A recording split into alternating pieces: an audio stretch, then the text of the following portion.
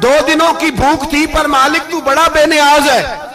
आजमाने पे आया तो इस रंग में ऐन इफ्तारी के वक्त दरवाजे से आवाज निकली और मांगने वाले ने कहा कि भूखा भी हूं और यतीम भी हूं, यतीम हूं।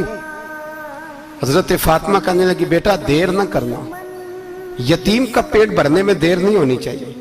खाना बाहर चला गया, पानी से रोजा, खजूरें, शहजादे हैं शहजादे, ये 2 जहां के शाह हैं, पास कुछ रखते नहीं, 2 जहां की नेमतें हैं इनके खाली हाथ में। खजूर पानी से इफ्तारी भी, सहरी भी, सवेरे फिर उठे, रोजा रखा, तीसरा दिन है, तीसरा। जरा दिल पे हाथ रखना, बच्चा एक रात भूखा हो तो अम्मा सोती नहीं। और मैं कहा करता हूं, अम्मा फालज वाली हो ना, फालज वाली माँ, फालज ज़्यादा। तो आधी रात को उसका बेटा जवान कहे थोड़ी भूख लगी हुई थी, तो अम्मा को रींगना भी पड़े तो वो रींग के भी जाती है, रोटी पकाती है, कहते मेरा लाल भूखा ना सो जाए।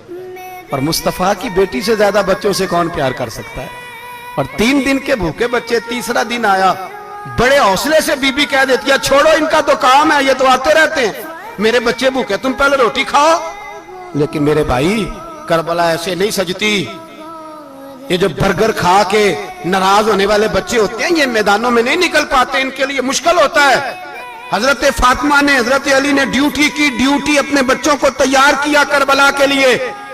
तीसरे दिन जब रखा साहब ने खाना, तो बाहर से बोलने वाला बोला, कहा मैं मिस्कीन हूं, लाचार हूं, घर भी कोई नहीं, खाना भी कोई नहीं।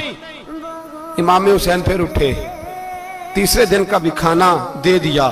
हजरत अली फरमाते, मैं बच्चे पकड़ के मस्जिद लेके गया, कहीं भूख से मेरे लाल गिर ना जाएं। कहते हामते कामते तीनों शहजादे मस्जिद में दाखिल जो हुए, तो बस हमारी कीमत पड़ गई, मुल पड़ गया हमारा।